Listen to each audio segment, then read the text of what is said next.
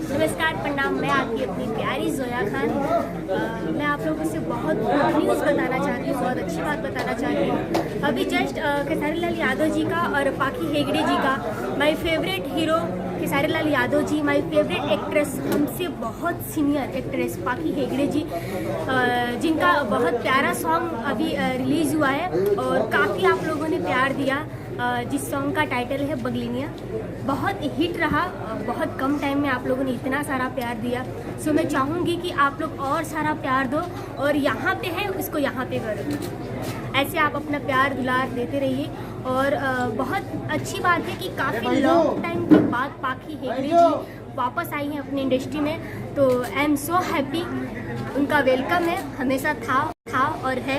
मैं यही उम्मीद करूंगी कि आप लोगों ने इतना सारा प्यार दो कि हमेशा वो इस इंडस्ट्री में बनी रहे, हम लोग को सपोर्ट करती रहे, हमें मोटिवेट करती रहे। जब हम उनको देखते हैं, खास करके जब उनका परफॉर्मेंस चल रहा था, वो बंगलिनिया शूट चल रहा था, तो मैं सेट पे थी, लाइव मैंने देखा। जो उनका एनर्जी लेवल है वो बहुत ही ऊपर है, बहुत माइंड ब्लोइंग।